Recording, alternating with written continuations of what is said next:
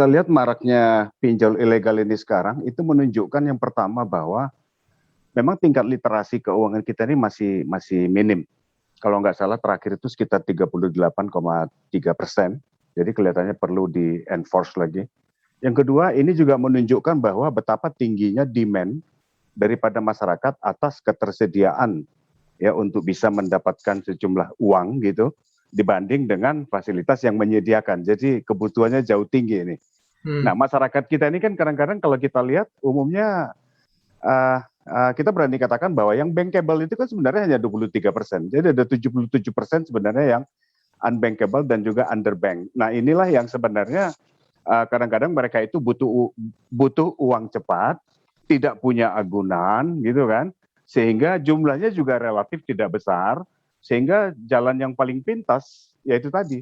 Nah, itu yang sebenarnya kalau saya lihat ya itu yang digunakan oleh pelaku-pelaku pinjol ilegal ini melihat situasi yang seperti itu sehingga itu dimanfaatkan oleh mereka gitu. Dan tentunya ini kan nanti akan sangat berdampak buruk ya terhadap industri, baik itu industri keuangan atau industri pinjaman online sendiri, karena ini ujung-ujungnya bisa kepada suatu risiko yang menurut saya nanti bisa kolektif nih kena gitu. Terutama di KNB, bahkan banking juga bisa nih. Karena ini akan mengakibatkan risiko nanti yang sulit kita deteksi karena semua nasabahnya tidak terrecord, tidak tercatat, tidak ada di Slick misalnya, tidak ada di fintech data center, nggak ada di pusat data fintech lending, sehingga pada saat mereka-mereka ini mengajukan kepada lembaga yang resmi, apakah itu bank atau non-bank, IKNB, fintech, pegadaian misalnya multi-finance, ini yang dikhawatirkan nanti kita tuh kehilangan record gitu, nggak punya catatan, nggak punya historis. Nah, kalau ini sudah seperti ini kan, ini kita khawatir nanti, ini jadi sistemik gitu loh, bisa ke depannya gitu loh. Kali itu harus didorong Pak, tingkat literasi keuangan agar bisa seiring sejalan dengan inklusi keuangan juga. Tapi yang cukup mengkhawatirkan juga Pak sebenarnya, kalau kita lihat dari pinjaman online ilegal ini, kepada pelaku di industri pembiayaan dengan adanya keberadaan pinjol ilegal ini, seberapa mesti diwaspadai Pak, risiko yang besar tentunya?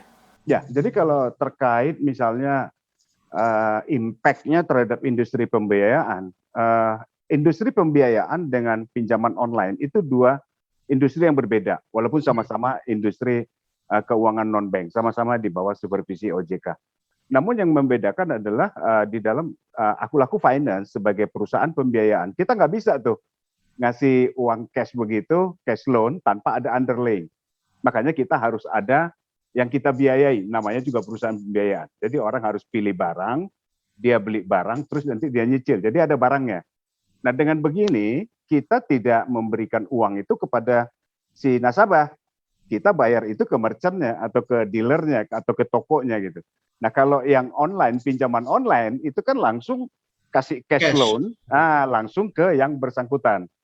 Nah, secara langsung sih kita tidak head to head ya dengan mereka, tetapi dari industri pembiayaan yang kita lihat adalah tadi bahwa kita terkadang jadi sulit mendeteksi mana sebenarnya nasabah-nasabah yang mengajukan ke lembaga formal, lembaga yang legal, ya, dan berapa banyak mereka pernah merasakan atau saat ini sebagai existing customer di yang ilegal, karena kita nggak punya akses ke database tadi yang ilegal tadi. Nah, kalau ini kita nggak ketahui, ini yang mengakibatkan nanti kita bisa jadi salah atau keliru atau kurang pas di dalam menghitung risiko. Karena capacity to pay dia, itu kan kita jadi nggak tahu gitu. Karena ada sejumlah pinjaman-pinjaman ilegal lainnya yang akan jatuh tempo bulan ini, bulan depan, seberapa besar, itu kita nggak tahu. Gitu.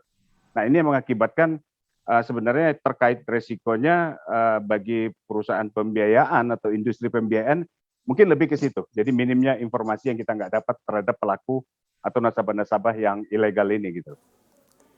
Untuk informasi lebih lengkap dan berita terkait, klik link deskripsi. Dan jangan lupa juga untuk download aplikasi CNBC Indonesia yang tersedia di Play Store dan juga App Store. Jangan lupa subscribe ya.